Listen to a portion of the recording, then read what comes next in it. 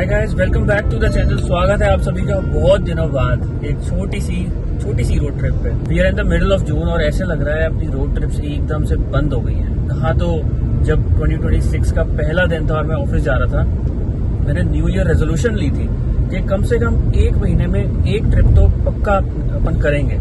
लेकिन देख लो, अब दो ढाई महीने का गैप आ रहा है यार, ऐसे कैसे बात बनेगी। और अभी भी मेरा कोई बहुत बड़ा प्लान नहीं था, बट बहुत दिनों बाद मुझे एक्चुअली फ्री टाइम मिला, वीकेंड पे फ्री टाइम मिला है। तो मैंने सोचा भाई एक छोटी सी ट्रिप तो एक चक्कर लगा के आते हैं थोड़ा सा फुट हिल्स में। आज है सैटरडे का दिन, मैं जा रहा हूँ दिल्ली से सीधा पौंटा साहिब। बहुत फेमस गुरुद्वारा है और छुट्टियों की वजह से वहाँ पे भीड़ भी बहुत ज्यादा होती है। बट कहीं भी चले जाओ यार, इस समय आपको भीड़ भाड़ बहुत ही ज्यादा मिलेगी। इतने ट्रैफिक जैम्स हो रहे हैं, कुछ कर नहीं सकते यार उसका। लोगों को यही टाइम मिलता है, बच्चों की छुट्टियां होती हैं। दिल्ली में पिछले 3-4 दिन से मौसम बहुत सही हो गया है भाई। रोज बारिश हो रही है, रोज थोड़ी धूल भरी आंधी आती है, फिर थोड़ी सी बारिश हो जाती है। अभी सुबह के 8:40 हो रहे हैं और आउटसाइड टेम्परेचर है 28-29 के बीच में। अदरवाइज जिस हिसाब से गर्मी चल रही थी ना, तो अभी का टेम्परेचर 35 हो जाता था 9 बजे के आसपास का टेम्परेचर। तो उस हिसाब से बहुत सही है। थोड़ा ह्यूमिड हो गया है बट इजिली बेरेबल, कोई ऐसा गर्मी में झुलसने वाली बात नहीं है। जिस डायरेक्शन में भाई हम जा रहे हैं वहां भी हो सकता है अपने को बारिश मिले। तो ये है जी देहरादून एक्सप्रेस वे का नजारा। देहरादून एंटर करेंगे, वहां से मार लेंगे लेफ्ट टुवर्ड्स पौंटा साहिब और वहां से लगभग 50-60 किलोमीटर का रास्ता है और उसमें पहाड़ियां भी आएंगी, छोटी छोटी पहाड़ियां, और अच्छे व्यूज अपने को उम्मीद है मिलेंगे। इस एक्सप्रेसवे की वजह से पौंटा साहिब का ट्रेवल टाइम भी बहुत कम हो गया है। पहले अपने को जाना पड़ता था पानीपत करनाल होते हुए, वहां से यमुनानगर और फिर वहां से पौंटा साहिब जाता था। वो लगभग 5.25-5.5 घंटे का सफर था और अब इस एक्सप्रेसवे की वजह से ये रास्ता रह गया है 4.25 घंटे। यहाँ पे मैंने सुना है अभी कुछ खाने पीने के ऑप्शंस नहीं है, जैसे कोई ढाबे वगैरह। वो आज चल के देख लेंगे। मेरा भी फर्स्ट टाइम ही होने वाला है कि मैं पूरा एंड टू एंड देहरादून तक जाऊंगा। हम थोड़ा रुक के जाएंगे, बीच में हो सकता है मैं अच्छी जगह देख के ड्रोन शॉट्स भी लूं। अगर हम 5 घंटे तक भी पौंटा साहिब पहुंच जाते हैं तो बढ़िया है।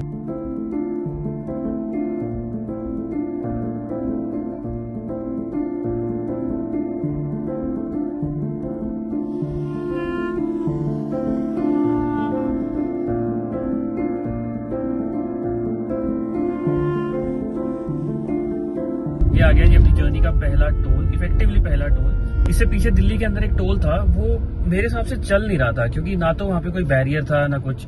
ऐसे प्रॉपर टोल प्लाजा तो बना हुआ था। देहरादून इतने लोग जाते हैं, चाहे सीजन हो चाहे ऑफ सीजन हो, भाई देहरादून मतलब ऐसा खेल हो गया है लोग। और इस एक्सप्रेसवे की वजह से तो भाई बिल्कुल ही खेल हो गया है लोगों के लिए। ऐसे लग रहा है कि बस जैसे होता है ना, एक राउंड लगा के आते हैं। यहाँ पे लेफ्ट साइड में गाड़ियों की लाइन देखो, वॉशरूम के लिए लाइन लगी हुई है भाई।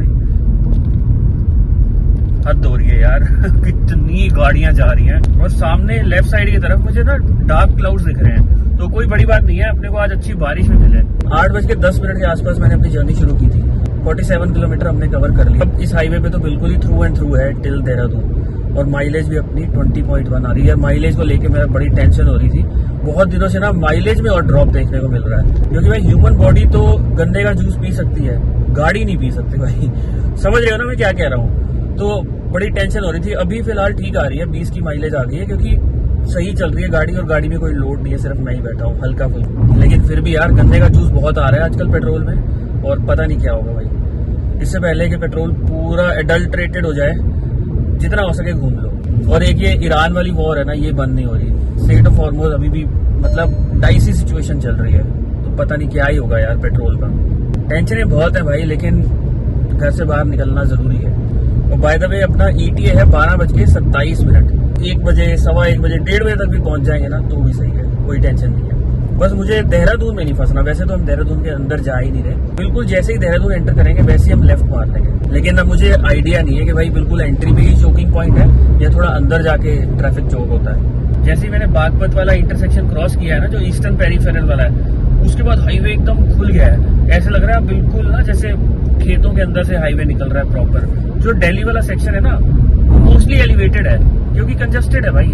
दिल्ली से बाहर निकलते ही भाई देखो कैसे खुल गया है। और इस टाइम गाड़ी 100 पे चल रही है, हल्की से भी बम्पी रोड नहीं, बहुत सही बना हुआ है यार एक्सप्रेस में।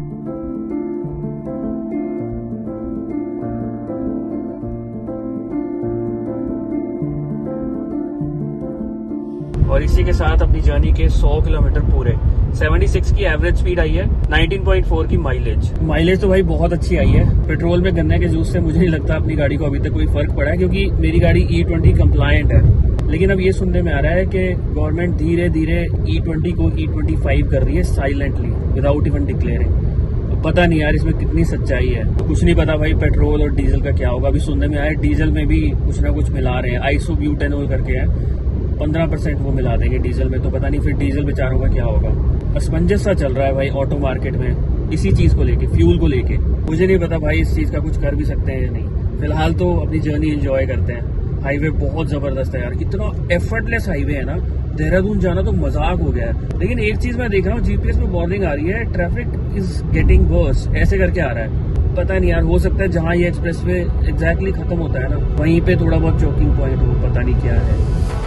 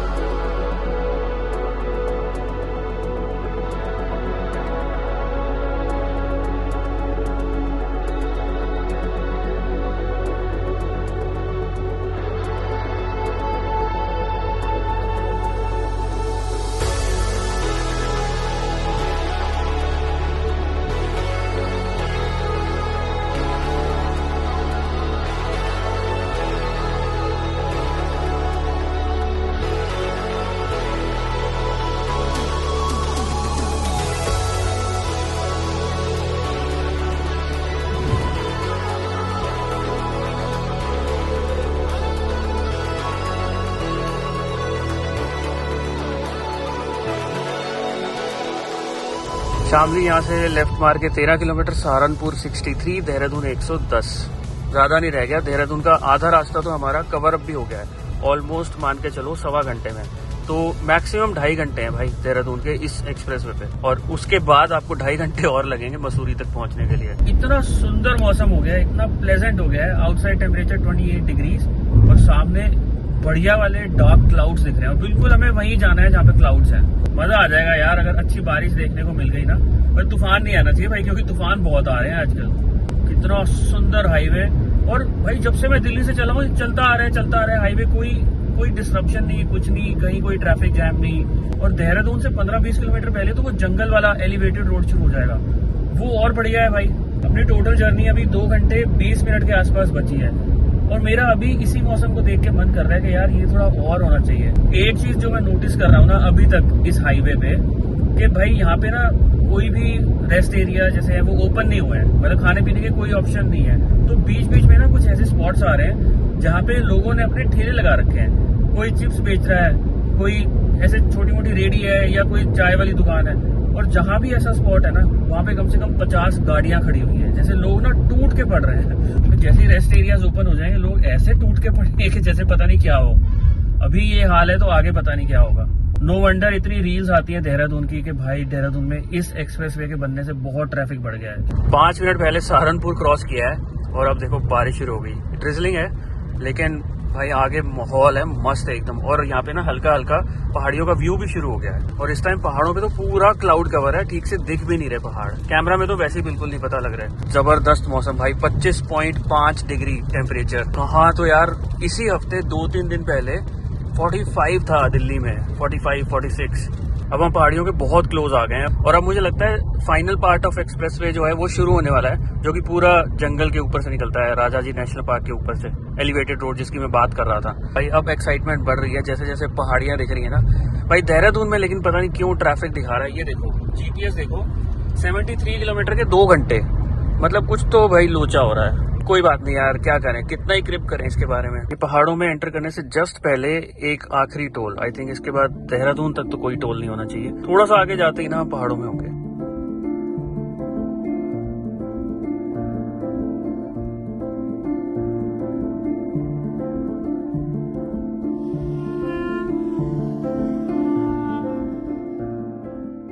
अब हम एक्चुअली उस रोड पे आ चुके हैं जो कि राजा जी नेशनल पार्क के ऊपर से एलिवेटेड रोड निकल रही है। जबरदस्त यार, पीछे वाइल्ड लाइफ का बोर्ड आया था और लेफ्ट साइड पे देखो एक एल्यूमिनियम की शीट लगी हुई है। ये एक्चुअली एक साउंड बैरियर है ताकि गाड़ियों की आवाज से एनिमल जो है ना, वाइल्ड लाइफ है, वो डिस्टर्ब ना हो। सामने पहाड़ियों का व्यू देखो यार, क्या गजब लग रहा है भाई। और यहाँ पे स्पीड लिमिट 100 है। सोचो क्या जबरदस्त बनाई है रोड भाई। मैं तो पहली बार आ रहा हूँ और यहाँ पे करोड़ों की तादाद में गाड़ियां जा रही हैं। तभी देहरादून की इतनी रील्स आती हैं ऑनलाइन कि भाई बहुत लोग देहरादून पहुंच जाते हैं। अभी भी हम उत्तर प्रदेश के लास्ट पार्ट में चल रहे हैं और किसी भी वक्त हम उत्तराखंड में एंटर कर जाएंगे। यहाँ पे हॉर्न बजाना मना है, obviously because of wild life. अभी आउटसाइड टेम्परेचर फिर से 29 हो गया है। पीछे बारिश हो रही थी तो 25-26 हो गया था।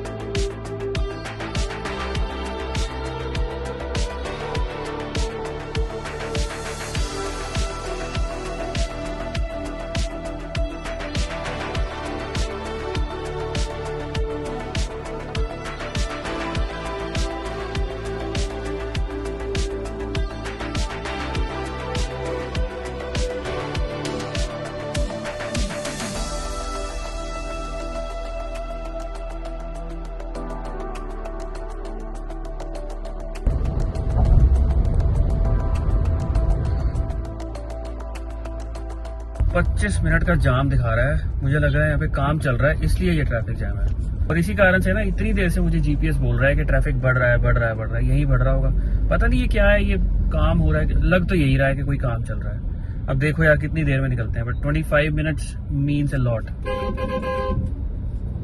चल भाई तू गैप मत रख बीच में। जब से मैं दिल्ली से चला हूँ मुझे बार बार वो आ रहा है कि traffic is getting worse, getting worse. मैंने कहा यार ऐसा क्या हो रहा है, मतलब बहुत सारे लोग आ रहे हैं, क्या हो रहे हैं। लोग तो आ रहे हैं क्योंकि यहाँ पे गाड़ियां करोड़ों आ रही हैं भाई, लेकिन कोई तो बॉटलनेक है यहाँ पे। और इस समय पे हल्की सी ना एलिवेशन है, विच मीन्स रोड धीरे धीरे ऊपर जा रही है।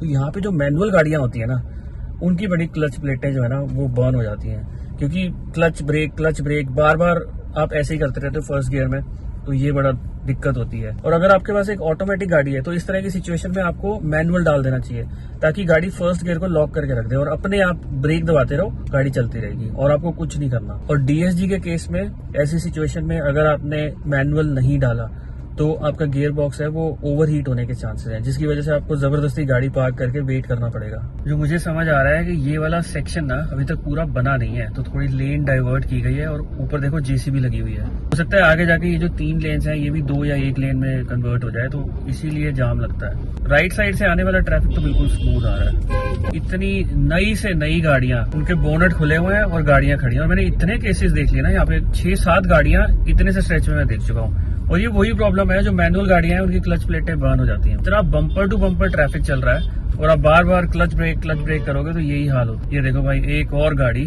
हुंडई वर्ना 1.5 टर्बो है, मोस्ट लाइकली ये मैनुअल ही होगी। ये देखो भाई 2-3 गाड़ियां और, क्या चल रहा है ये देखो ये किया सोनेट लेफ्ट साइड में। मैंने अपनी लाइफ में एक स्ट्रेच में इतनी सारी गाड़ियों के बोनेट खुले हुए नहीं देखे। किया सेल्टॉस एकदम नई नवेली, ये 2 साल से ज्यादा पुरानी गाड़ी नहीं होगी। और ये प्रॉब्लम इसलिए हुई है क्योंकि ये ट्रैफिक जैम है। अगर ये ट्रैफिक जैम ना होता ना तो ये एक भी गाड़ी इस तरह से ना खड़ी होती।